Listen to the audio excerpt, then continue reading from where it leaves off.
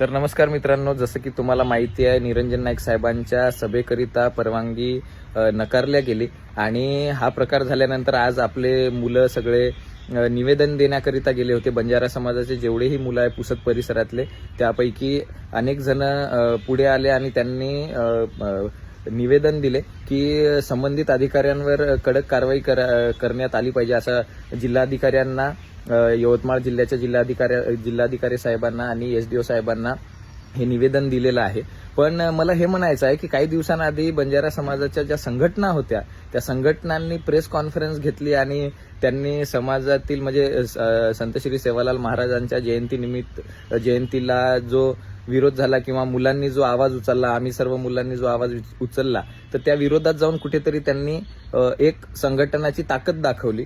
तर मला हेच विचारायचं की आता हे संघटन नेमका कुठे गेलेले आहेत की वसंतरावजी नाईक साहेबांच्या मुलांची सभा पुसदमध्ये होऊ नये हे जेव्हा कुठेतरी प्रयत्न केले जात आहेत, तर तेव्हा ही संघटना कुठे गेली? वसंतरावजी नाईक साहेबांनी ऑल इंडिया बंजारा सेवा संघाची स्थापना केली.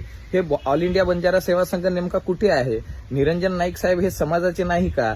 किंवा हे लोक त्यांना येऊ देऊ का, म्हणजे त्यांचा पाठपुरावा का करत नाही आहेत की ही सभा झाली पाहिजे? ज्या वसंतरावजी नाईक साहेबांच्या भरोशावर आज आपण खातोय, राहतोय, जगतोय, बंजारा समाज जगतोय, नोकऱ्या करतोय आणि असे अनंत उपकार वसंतरावजी नाईक साहेबांचे आणि त्यांच्या मुलांचं स्वागत आपण नाही करू शकत आहोत किंवा त्यांची सभा होत आहे आणि ती रोखली जात आहे. तर या संघटनांनी पुढाकार घ्यावा अशी आमची इच्छा आहे, पण हे संघटना का पुढाकार घेत नाहीत? यांच्यावर कोणाचा दबाव आहे का, हे मला विचारायचं आहे. आणि शेवटी फक्त एवढंच सांगायचं आहे की निरंजन नाईक साहेब पुसदला येतील आणि ते आल्याशिवाय राहणार नाही. हा विषय वेगळा आहे, पण संघटना कुठे गेला? समाज कुठे गेला?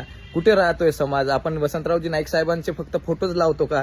आपल्या लग्नपत्रिकेवर सुद्धा फोटो आहेत वसंतरावजी नाईक साहेबांचे. मग नाईक साहेबांच्या चिरंजीवांचं स्वागत आपण कसं करायला पाहिजे याचा थोडा समाजाला आणि आपल्याला सर्वांना आणि संघटनेला, समाजाला तर भान आहे कारण एवढे समाजातले मुलं सगळे पुढे येतात, पण संघटनांना तरी भान असलं पाहिजे असं मला वाटतं.